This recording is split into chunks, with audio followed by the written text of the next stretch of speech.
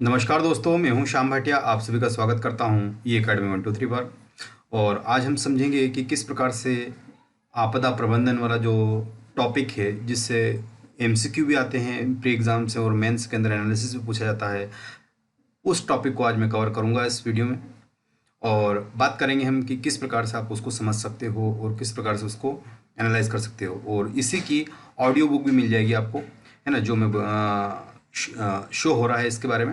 तो और audio book आज के टाइम में आपके लिए बहुत ज़्यादा इम्पोर्टेंट है। अर्थात आप अगर एक्सरसाइज कर रहे हैं, अभी तो खैर घर में ही है, बट फिर भी अगर आप एज ए सॉन्ग के फॉर्म में उसको सुनना चाहते हो तो ये भी आपको मिल जाएगी। तो इसका ऑडियो बुक भी आपको मिल जाएगा, ठीक है। तो जैसे आपकी चॉइस, आप इसको ले सकते हो। और अगर सुन रहे हो तो काफ़ी अच्छी बात है, ठीक है। तो आज हम बात कर रहे हैं आपदा प्रबंधन के बारे में, अर्थात डिजास्टर मैनेजमेंट का टॉपिक आता है आमतौर पर। और अगर आप UPSC CSC popularly known as IAS की अगर प्रिपरेशन कर रहे हैं तब तो ये आपके लिए बहुत ही ज़रूरी है।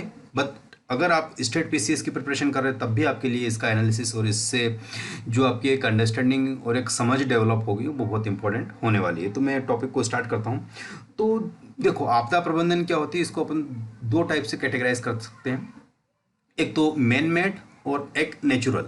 अर्थात कहने का अर्थ है, एक तो प्राकृतिक आपदा और एक कृत्रिम या मानव जनित आपदा के रूप में हम उसको देख सकते हैं, है ना। और अगर इसकी बात की जाए तो आपदा प्रबंधन को दो कैटेगराइजेशन में बांटने के बाद, और आपदा प्रबंधन का सबसे बड़ा और सबसे अच्छा उदाहरण जो 2020 में हमें देखने को मिल रहा है, अर्थात जो कोविड-19 का जो इफ़ेक्ट और जिस वजह से इसने समाज को इफ़ेक्ट किया है, हमारी कार्यशैली को इफ़ेक्ट किया है, और इन सब के चलते जिस प्रकार से इसका रिफ्लेक्शन पूरा हमारी इंटरनेशनल इकॉनमी पर आने वाला है, वो बहुत देखने लायक है। तो इसका मैनेजमेंट कैसे करना चाहिए, तो ये भी एक प्रकार की अगर अपन इसको मानते हैं कि प्राकृतिक तौर पर अगर ये आपदा आई है तो ये प्राकृतिक आपदा की कैटेगरी में रख सकते हैं। और अगर ये वायरस किसी ने बनाया है तो इसको हम मैन मेड भी कह सकते हैं। लेकिन अभी इसके बारे में कोई पुख्ता सबूत नहीं है तो हम कुछ कह नहीं सकते हैं। और अगर आज के इस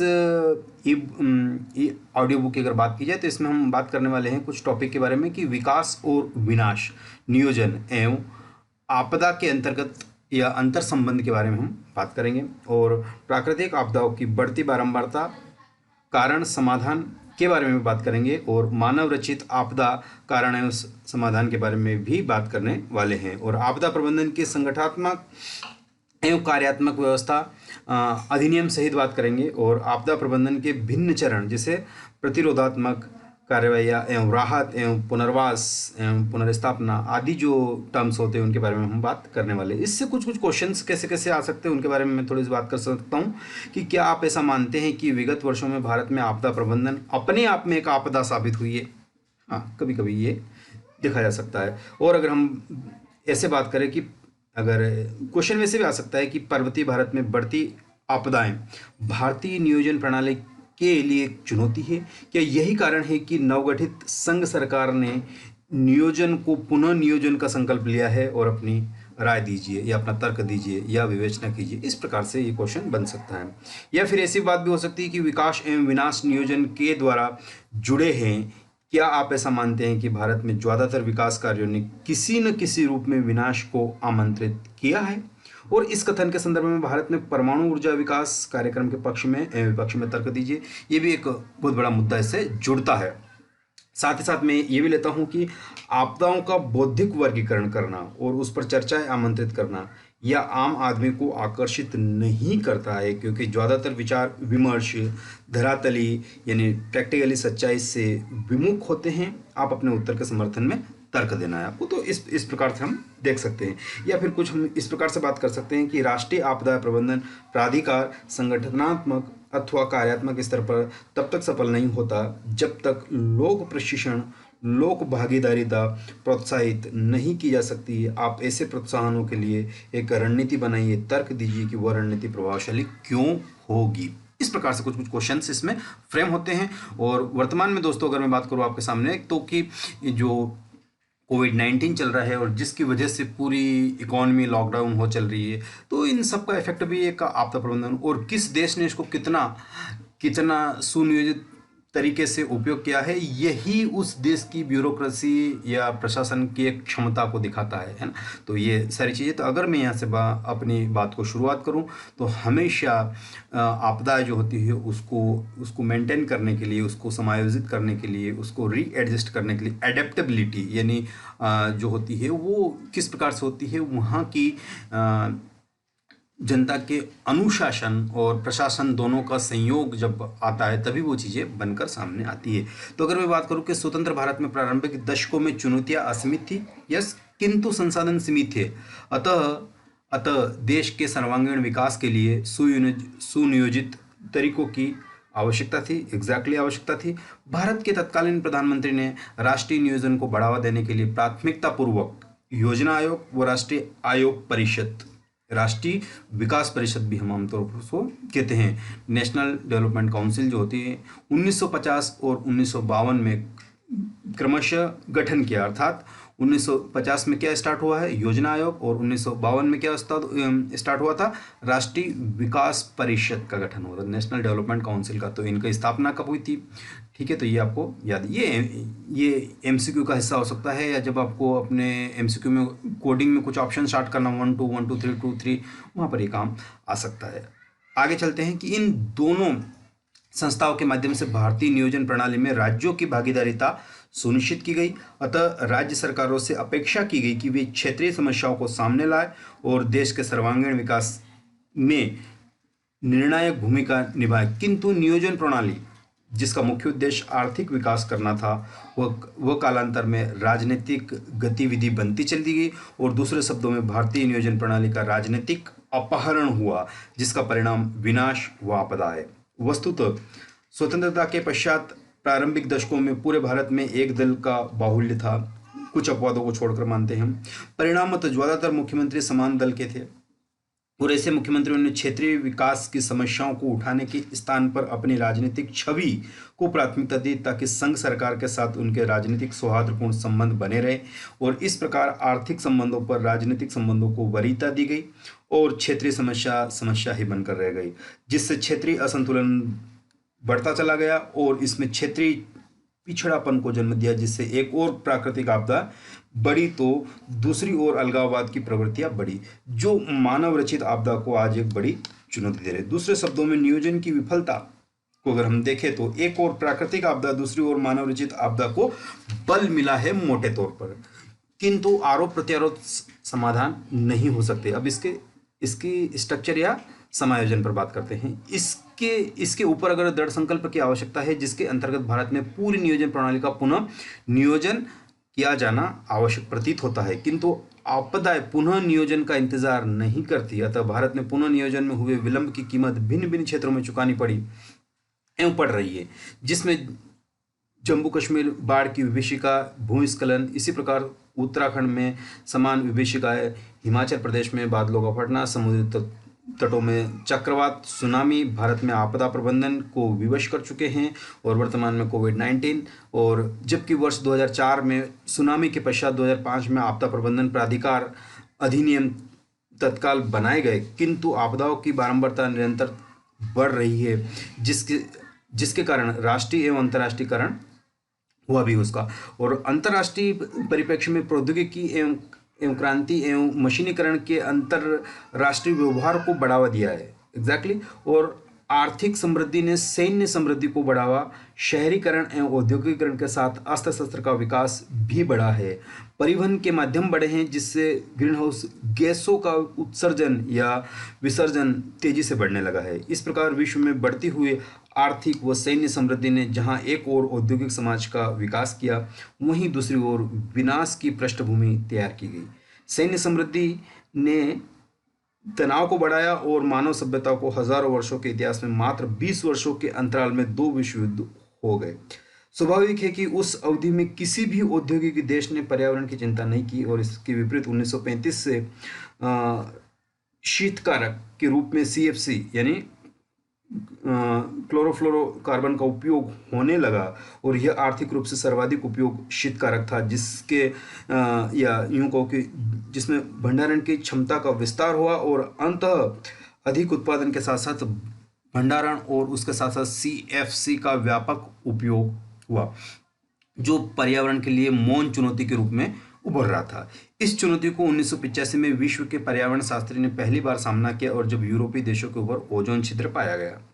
विकसित देशों ने शोध विकास को तत्काल आगे बढ़ाया, और इस प्रकार विश्व के समक्ष यह जानकारी आई कि CFC से विसर्जित या उत्सर्जित होने वाला फ्लोरीन गैस लगभग 5 दशकों में ओजोन तक पहुंचता है। यह अंतराल पृथ्वी की अक्षीय गति के कारण है, जो अपनी धुरी पर लगभग 1670 किलोमीटर प्रति घंटे की रफ्तार से घूम रही है। और 1985 में वियना सम्मेलन की अगर बात की जाए तो उसमें कहा गया कि पर्यावरण शास्त्रियों ने CFC को प्रतिबंधित करने की मांग की, क्योंकि उस अवधि में इसका कोई विकल्प नहीं था जो समान रूप से आर्थिक उपयोगी हो। परिणामतः CFC के घातक परिणाम के बाद भी विकसित व विकासशील देशों में प्रतिबंध को लेकर टकराव होता रहा। अंततः 2005 में CFC विश्व स्तर पर प्रतिबंधित किया गया, और इसका आशय यह है कि विश्वव्यापी प्रतिबंध के बाद भी पूरा विश्व 2055 यस इंपॉर्टेंट फिगर है, 2055 तक ओजोन सतह के विघटन का मूक दर्शक बना रहेगा।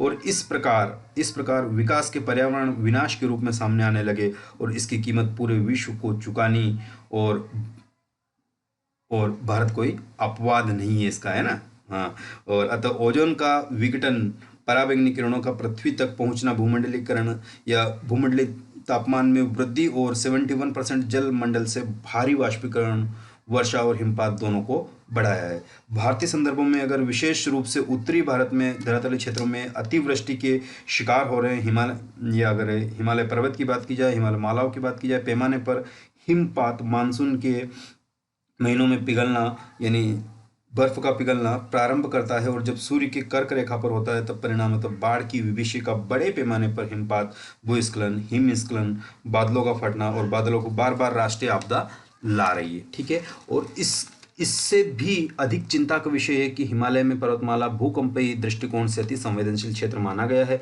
जहां पर पूर्व पश्चिम यूरेशिया प्लेट तथा दक्षिण उत्तर दिशा में गोंडवाना प्लेट समकोण बनाते हुए आघात कर रही है, जिससे हिमालय पर्वतमाला की ऊंचाई निरंतर बढ़ रही है, जिसमें माउंट एवरेस्ट की ऊंचाई 8,848 से कितनी हो गई, 8,850 हो चुकी है। इस प्रकार 2 मीटर की वृद्धि हिमालय क्षेत्र के पर्यावरण के लिए घातक हो सकता है। इसके अतिरिक्त चीन के द्वारा हिमालय पर्वत श्रेणियों में बात की जाए तो रेल व सड़क परिवहन का विकास न केवल पर्यावरण चुनौती है, यह सैन्य और कूटनीतिक चुनौतियां बन गई है। दूसरे शब्दों में आपदा प्रबंधन अब पर्यावरण का विषय मात्र नहीं रहा, यह राजनीतिक, कूटनीतिक, अर्थनीति और तकनीकी रक्षा के विषय हो गए हैं, जिस पर बहु विषय दृष्टिकोण की आवश्यकता है। दक्षिण भारत में अगर 6100 किलोमीटर की समुद्र तटीय सीमा है, जिससे एक और भारत अंतर्राष्ट्रीय जलमार्ग मिल जाता है एवं शक्तिशाली मानसून मिलता है, वहीं दूसरी ओर चक्रवात और सुनामी की चुनौतियां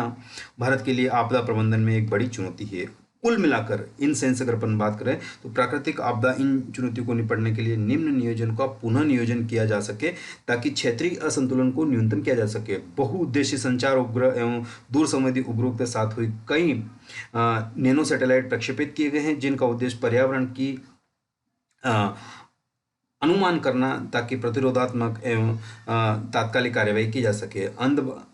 अंधबांध की अगर तकनीक की बात करें, जिसके द्वारा विशेष रूप से उत्तरी भारत में नदियों को बाढ़ को नियंत्रित करने का एक प्रकार था। ये कैसा था, अल्टीमेटली एक नहर की बहुत सारे ब्रांचेस कर दी गई, यानी सब ब्रांच के रूप में उसको तोड़ दिया, यानी एक नहर जा रही तो नहर की भी 2-3 सब नहर निकाल दी, तो जब भी उस पर लोड आएगा पानी का तो वो डिस्ट्रीब्यूट हो जाता। तो इस प्रकार से हम उसको देखते हैं, और आमतौर पर ये अवधारणा बहुत ही सफल रही एक प्रायोगिक स्तर पर। और इसके अतिरिक्त तो भूमि संरक्षण, जल संरक्षण और सिंचाई क्षमता का विकास होने लगा, जो सूखों की स्थिति को निपटने के लिए एक प्रभावशील कदम था।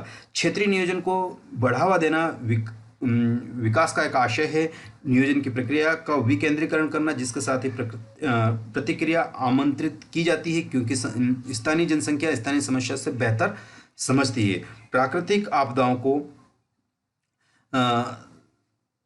समाधान करने के लिए समाधान करने में वृक्षारोपण की क्रांति की आवश्यकता है। इसके अतिरिक्त भूकंपीय संभावना से निपटने के लिए केरल ने पूरे देश के लिए एक उदाहरण प्रस्तुत किया है, जहां पर मुल्ला पेरियार बांध के निकट संवेदी तार भूमिगत किए गए हैं जो विवर्तनिक की गतिविधियों को सरलता से पकड़ते हैं और नियंत्रण कक्ष में लगे मॉनिटर तक ये सूचना पहुंचाते हैं, और यह सूचना 70 से 80 घंटे पहले प्राप्त हो जाती है, जो उद्गम केंद्र एपिसेंटर जिसको बोलते हैं केंद्र से तरंगों को अभिकेंद्र तक पहुंचाने के समय लेती है।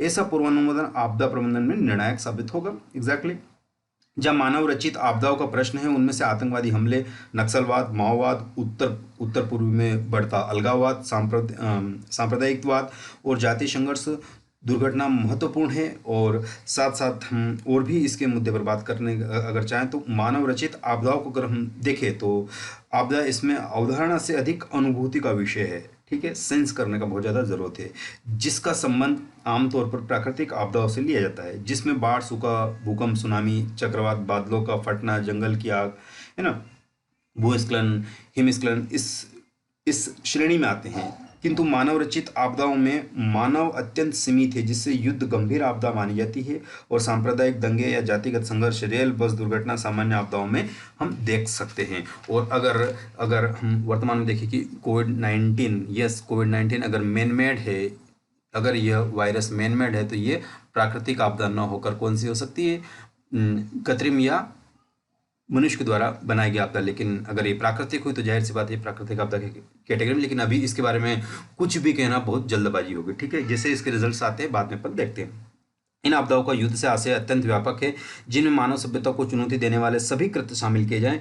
युद्ध के इस व्यापक अर्थ में आतंकवाद सबसे बड़ी चुनौती है, जिसके पीछे मूल कारण विश्व का ध्रुवीकरण कह सकते हो, जो सोवियत संघ और अमेरिका के रूप में दो महाशक्तियों के बीच शीत युद्ध के रूप में चलता रहा। वस्तुतः नाटो के संगठन या गठन व यूएसए की संधि के पश्चात शीत युद्ध प्रारंभ हो गया, जिसके द्वारा कह सकते हो दोनों महाशक्तियों ने अस्त्र शस्त्र के दौर प्रारंभ किए। परिणामतः सीमा तनाव, बाह्य आक्रमण, आंतरिक सुरक्षा चुनौती बढ़ने लगी।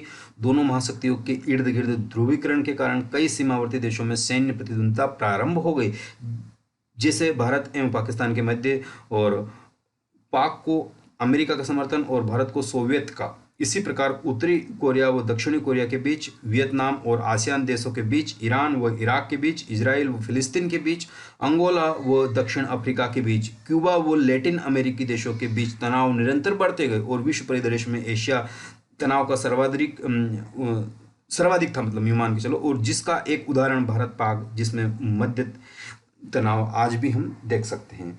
और जब प्रतिद्वंदी देश औपचारिक युद्ध करने में सक्षम नहीं होते हैं या सामना नहीं कर पाते, तो वो छद्म युद्ध का सहारा लेते हैं, जिसका नाम आतंकवाद है। यस, और इसके पीछे सरकारी व गैर सरकारी कार्य करते हैं, जैसे पाक अधिकृत पीओके, है ना, कश्मीर में आतंकवादी प्रशिक्षण कैंप पाक सरकार की सहायता के बिना संभव नहीं है।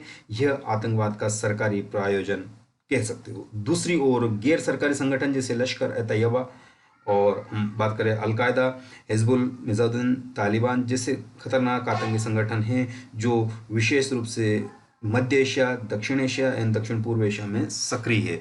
इसी प्रकार से स्वयं प्रायोजित आईएसआई इराक व सीरिया में, हमास लेबनान में सक्रिय है, जो फिलिस्तीन के समर्थन में इजराइल को निशाना बनाता है। ठीक है, और अगर हम बात करें कि प्रभावशाली देश जैसे कि इजराइल, अमेरिका जवाबी कार्यवाही करते हैं, जिसमें निर्दोषों की हत्या होती है, और यह आधारभूत सत्य है कि एक निर्दोष की हत्या 10 आतंकवादी तैयार करती है। बहुत ही इनकोडेड लाइन है, समझिए। और कुल मिलाकर आतंकवाद मानव रचित आपदा की भूमंडलीय चुनौती है, जिससे निपटने के लिए अंतर्राष्ट्रीय सहयोग की आवश्यकता देखी जाती है। और इन्हीं संदर्भों में अमेरिका ने आईएसआई के विरुद्ध एशियाई देशों में विशेष रूप से भारत के सहयोग देने की मांग की।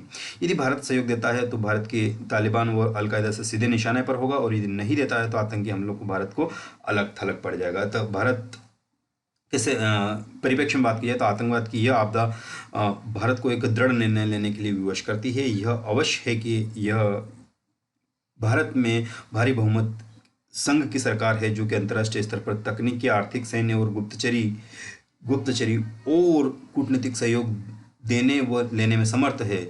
और दूसरे शब्दों में अगर यूँ कहें तो 26/11 के बाद भारत में आतंकी हमलों से निपटने में समर्थ राष्ट्रीय सुरक्षा गार्ड का विकेंद्रीकरण हुआ है। राष्ट्रीय जांच एजेंसी का गठन हुआ है। राष्ट्रीय गुप्तचरी ग्रिड का भारत के लिए निर्णायक सुरक्षा कवच है, जिसे सराहनीय कदम माना जाता है। जहां तक माओवाद नक्सलवाद का प्रश्न है तो इसकी जड़ें भूमि सुधार कानून जो 1972 वो उसकी विफलता में है। वस्तुतः 1971 में गरीबी हटाओ के लोकप्रिय नारे के आधार पर भारी बहुमत की सरकार बनी, अतः गरीबी उन्मूलन की प्राथमिकता देते हुए 1972 में भूमि सुधार कानून लागू किए गए, जिसके अंतर्गत अगर हम बात करें तो भारत में आवंटन की इकाई बनाया गया। यानी कहने का अर्थ कि जो आवंटन की इकाई थी वो क्या थी, परिवार थी। अर्थात मैं ऐसे कहूँ कि परिवार को आवंटन की इकाई बनाया गया है। पति पत्नी तथा 3 बच्चों को परिवार के रूप में परिभाषित किया गया है और प्रति परिवार 10 से 18 एकड़ उपजाऊ भूमि या गैर उपजाऊ भूमि का आवंटन सीमा 54 एकड़ तक रखी गई। यदि परिवार में उससे अधिक बच्चे हैं तो प्रावधान के अनुसार आवंटन बढ़ाया जाएगा, किंतु मौलिक आवंटन से 2 गुना अधिक नहीं हो सकता। ये प्रावधान प्रभावशील नहीं हो सके क्योंकि समृद्ध किसानों ने कई प्रकार की उन्मुक्तियां दी गई और इस आशय से ऐसे भूमि को कानून को उन्मुक्त कर दिया गया जो रोपण कृषि योग्य हो और धर्मार्थ हो और स्वास्थ्य व चिकित्सा हो और गैर कृषि क्षेत्रों के लिए हो, तथा उन सब के ऊपर राज्य सरकारों को विवेकाधिकार शक्तियां दी गई और वे सार्वजनिक हितों में उन्मुक्त घोषित कर दिए गए। इस संदर्भ में सरकार ने न्यायिक हस्तक्षेप रोकने के लिए इस कानून को संविधान की 9वीं सूची, जहां पर क्या होता है, न्यायिक पुनरावलोकन संभव नहीं, 9वीं अनुसूची, यस याद रखिएगा, में रखा गया। लेकिन फिर भी इस कानून को संपत्ति के मूलाधिकार के उल्लंघन के आधार पर सर्वोच्च न्यायालय में चुनौती दी गई है। यस, ये क्या था, फंडामेंटल राइट्स हाउस 10, तो वो चुनौती दी गई है। और सर्वोच्च न्यायालय कानून के सार्वजनिक उद्देश्य पर विचार करते हुए सरकार को बाजार मूल्य पर भूमि अधिग्रहण करने के निर्देश दिए, जबकि इस कानून में मुआवजे का प्रावधान था। अतः न्यायपालिका के ऐसे निर्णय से राजनीतिक संकल्प टूटने लगा, प्रशासनिक प्रतिबद्धता गिरने लगी, लेकिन भूमिहीनों में व्यापक असंतोष, आक्रोश भड़कने लगा और उन्होंने नक्सलबाड़ी पश्चिम बंगाल में चारू मजुमदार वो कानू सान्याल का नेतृत्व प्राप्त हुआ। वो मूलतः मार्क्सवादी नेता थे जो रक्त क्रांति के माध्यम से सामाजिक आर्थिक समानता प्राप्त करने में विश्वास रखते थे। संयोगवश तत्कालीन सरकार मार्क्सवादी थी, इसलिए रक्त क्रांति की आवश्यकता ही नहीं हुई और तत्कालीन सरकार ने अपने राजनीतिक दल के बल का प्रयोग किया, जो कि प्रशासनिक बल को लागू करने में सहायता प्राप्त हुई और इस प्रकार नक्सलवाद का पश्चिम बंगाल से उदय हुआ और तत्कालीन समाधान के कारण सीमावर्ती राज्यों में जंगल की आग की तरह फैलने लगा। आज भारत में मानव रचित आपदाओं के नक्सलवाद, माओवाद और आंतरिक युद्ध की बात की जाए, वह सशस्त्र विद्रोह का ज्वलंत उदाहरण है। आज पश्चिम बंगाल एक बार पुनः नक्सलवाद और माओवाद की चपेट में आया क्योंकि आगामी सरकारों ने भूमि सुधार कानून के कार्यान्वयन में समान रूप से रुचि नहीं दिखाई। इन्हीं कारणों से यह आंदोलन उड़ीसा, आंध्र, बिहार, झारखंड, छत्तीसगढ़, मध्य प्रदेश, पूर्वी महाराष्ट्र, उत्तराखंड की तराइयों में फैलता जा रहा है। इसी सीमा पर या यूं मीन्स कहे कि सीमा पार समर्थन भी मिल रहा है, क्योंकि आज की कूटनीति यदि आंतरिक सुरक्षा दांव पर हो तो बाहर से समर्थ कूटनीतिक व सैन्य प्रतिस्पर्धा के कारण मिलता है। यह आपदा अब लाल गलियारे के रूप में संबोधित किया क्योंकि नक्सलवादी व माओवादी रक्त क्रांतियों में विश्वास करते हैं। वर्तमान परिप्रेक्ष्य में अगर बात की जाए तो आंदोलन की नहीं, आपदा की, क्योंकि अगर बात करें और तथाकथित नक्सलवादी नेता अब दशा व दिशा विहीन हो गए हैं।